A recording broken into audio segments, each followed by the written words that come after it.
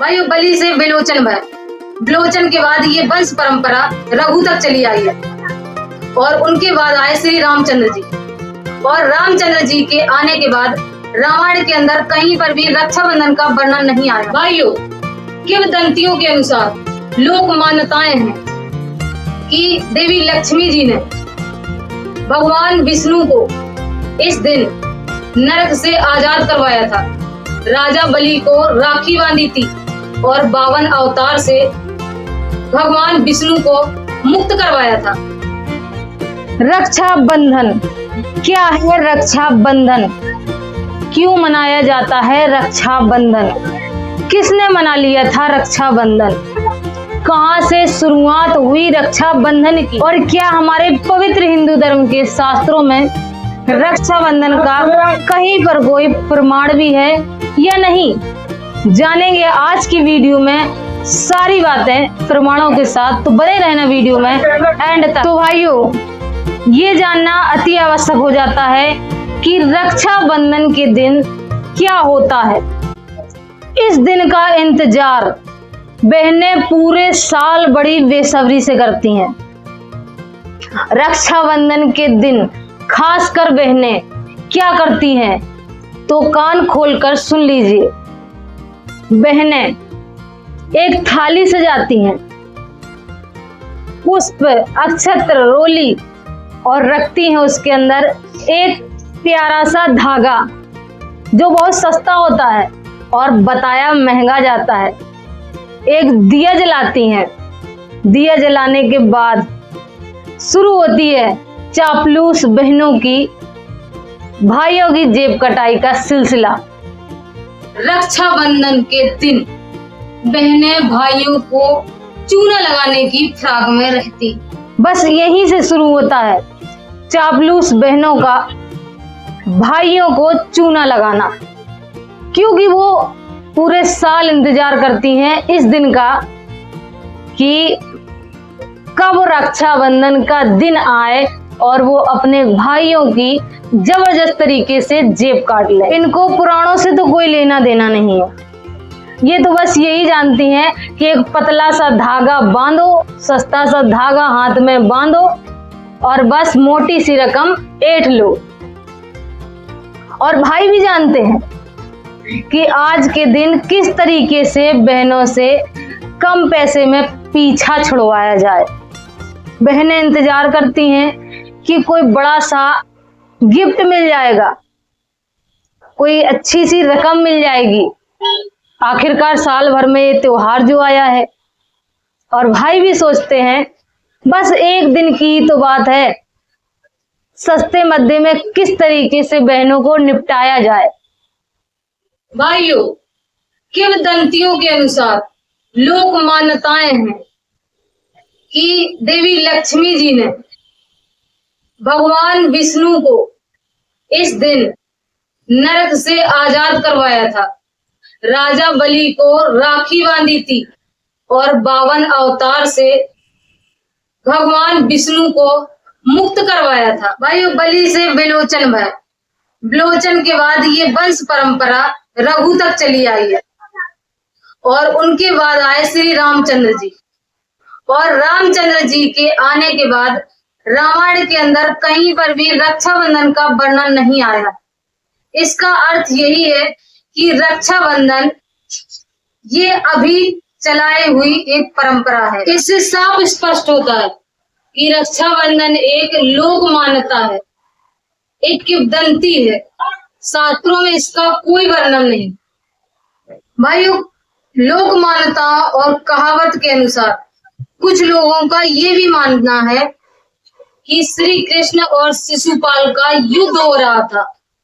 युद्ध के दौरान श्री कृष्ण की उंगली कट जाती है और उंगली कट जाने पर द्रौपदी जी अपने चीर से, साड़ी के एक टुकड़े से श्री कृष्ण की उंगली को बांध देती हैं और उसी से श्री कृष्ण ने द्रौपदी की लाज बचाई थी।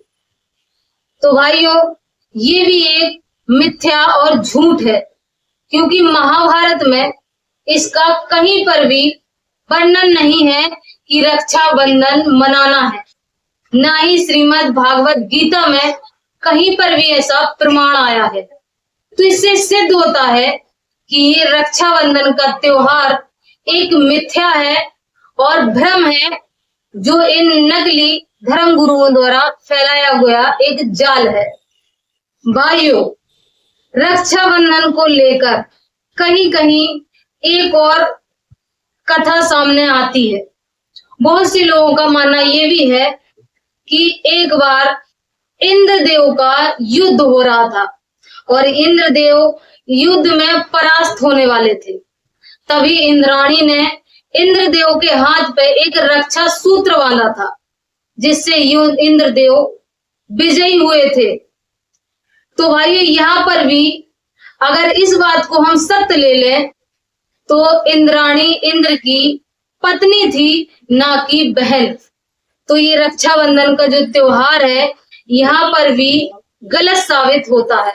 तो भाइयों, यहाँ से ये सिद्ध होता है कि रक्षाबंधन का त्योहार शास्त्र प्रमाणित नहीं है।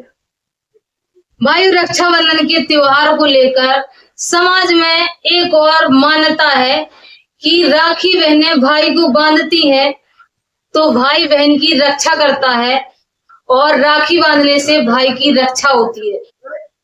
तो भाइयों, यहाँ पर एक सवाल बड़ा उठ के खड़ा हो जाता है कि अगर राखी बांधने से भाई की रक्षा होती तो आज जो हर रोज घटनाएं सामने आती हैं कि बहनों के भाई मृत्यु को प्राप्त हो गए और अस्पतालें लाशों से भरी पड़ी हैं, ये घटनाएं सामने ना आती और अगर भाई बहन की रक्षा कर लेता तो समाज के अंदर जो अखबारों में खबरें छपती हैं, न्यूज़ों में दिखाई देती हैं कि इस बहन के साथ बलात्कार हो गया, इस बहन के साथ छीना-कष्टी हो गई, तो ये सारे मामला सामने ना आते। तो इससे यही सिद्ध होता है कि रक्षाबंधन का त्योहार ना तो भाई की रक्षा कर पाता है और ना ही बहन की रक्षा कर पाता है।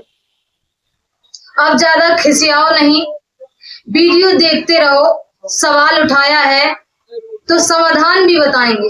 हाँ, तो हम कहाँ पर थे, चलिए शास्त्रों को देख लेते हैं। रक्षाबंधन ना तो वेदों में लिखा है और ना ही उपनिषद में लिखा है, ना रामायण में लिखा है और ना ही रामचरितमानस में लिखा है और ना ही रक्षाबंधन के बारे में श्रीमद् भागवत गीता में लिखा है। तो ये सनातन धर्म के अंदर ये त्योहार आया कहाँ से?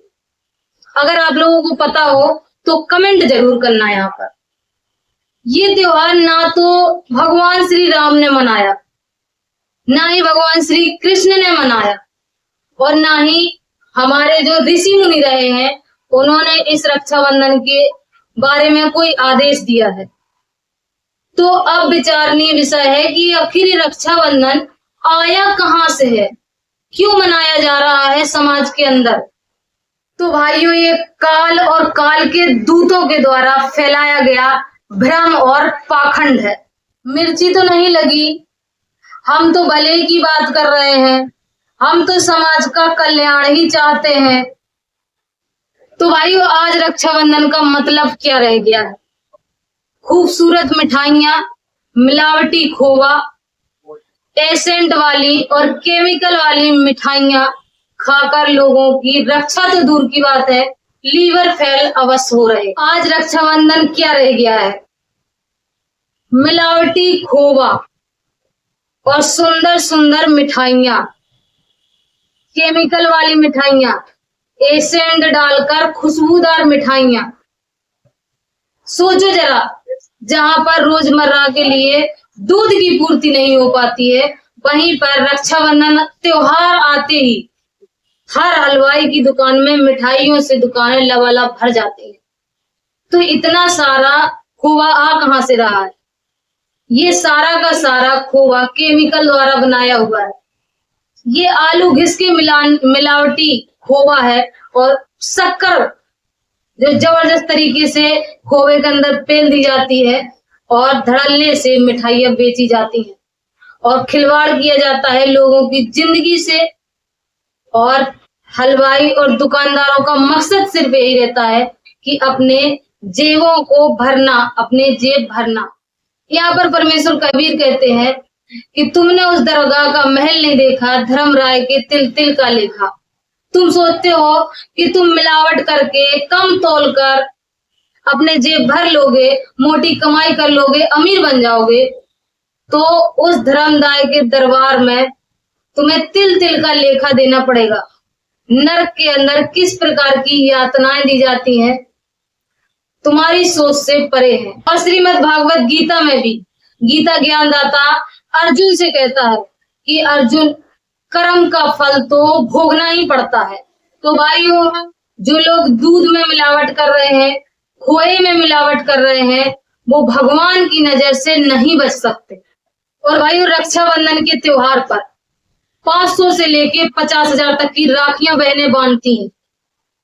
अब यहाँ पर कुछ बहनें गरीब होती हैं जो धागे की राखी बांधती हैं, तो वो सोचती हैं कि हो सकता है जो हमारी सहेली है, जो आस पड़ोस की बहन है, सोने चांदी की राखियां बांध रही है, तो उसकी रक्षा ज्यादा होती होगी, तो ये भी उसका एक दुख का कारण बनता है। और जो बहनें 50-50 हजार की राखियां बांध रही हैं, सोने चांदी की राखियां बांध रही हैं, वो बड़े घमंड में होती हैं कि मैंने तो अपने भाई को इतनी महंगी राखी बांधी।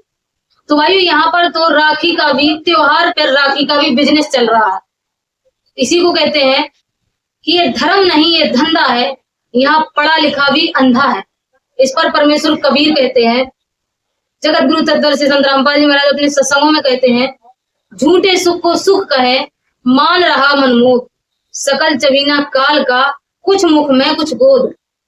कि ये जितने भी शरीरधारी लोग दिखाई दे रहे हैं, घूम रहे फिर रहे हैं, कुछ तो काल का आहार बन चुके हैं और कुछ बनने वाले हैं, उसकी गोदी में कुछ पल रहे हैं।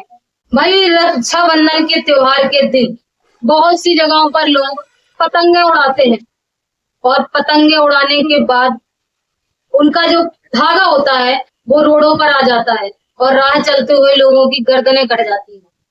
हर रक्षाबंधन के त्योहार पर दूसरे दिन अखबारों में ये खबर छपी रहती है और अखबार ऐसी खबरों से भरे पड़े होते हैं। तो क्या यही रक्षाबंधन है? कट गई गर्दन, मन गया रक्षाबंधन।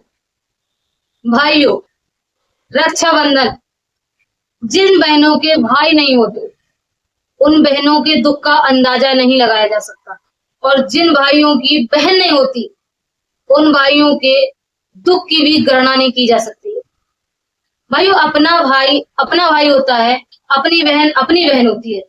फिर दुनिया के लोग कितनी भी लिकड़ी चुकड़ी कर ले, उससे कोई फर्क नहीं पड़ता। भाइयों, रक्षाबंधन रक्षा का त्योहार है, और वास्तव में रक्षा पूर्ण परमेश्वर कर सकते हैं। और आज वर्तमान समय में जगत गुरु तत्वदर्शी संत रामपाल जी महाराज ने वेदों से, श्रीमद् भागवत गीता से और सभी शास्त्रों से ये सिद्ध करके बता दिया है कि वो पूर्ण परमेश्वर कबीर है, जो संतों की वाणी से भी सिद्ध हो गया है कि परमेश्वर पूर्ण ब्रह्म कबीर परमेश्वर है, जो आपकी और आपके परिवार की रक्षा कर सकते हैं। जैसा कि प्रमाण भी है कि आज वर्तमान समय में ऐसे अनगिनत परिवार हैं जो जगत गुरु तत्वदर्शी संत रामपाल जी महाराज की शरण में हैं और शास्त्र अनुकूल साधना कर रहे हैं, जिससे उनकी भी रक्षा हो रही है और उनके परिवार की भी रक्षा हो रही है। इंटरव्यू भरे पड़े हैं, यूट्यूब पर चीख चीख कर चिल्ला रहे हैं कि संत रामपाल जी महाराज किस तरीके से अपने बच्चों की रक्षा करते हैं। भाइयों, गीता अध्याय 4 श्लोक नंबर 34 कहता है कि तत्वदर्शी संत की शरण में जाओ, और वर्तमान समय में वो तत्वदर्शी संत जगत गुरु तत्वदर्शी संत रामपाल जी महाराज, तो क्यों ना संत रामपाल जी महाराज की शरण ग्रहण करके पूरे परिवार की रक्षा करवाई जाए। तो क्यों ना आपकी रक्षाबंधन में संत रामपाल जी महाराज से जुड़कर अपनी और अपने परिवार की रक्षा करवाई जाए। तो जुड़िए आपकी रक्षाबंधन में जगत गुरु तत्वदर्शी संत रामपाल जी महाराज से निःशुल्क नाम दीक्षा प्राप्त कीजिए और अपनी और अपने परिवार की रक्षा करवाइए। मिलेंगे नेक्स्ट वीडियो में, तब तक के लिए सत्साई। अगर वीडियो अच्छा लगा हो, मिर्ची लगी हो तो कमेंट करना ना भूलें, और पसंद आया हो तो लाइक करें, सब्सक्राइब करें और अन्य लोगों तक ये जानकारी शेयर करें। मिलेंगे नेक्स्ट वीडियो में, तब तक के लिए सत्साई।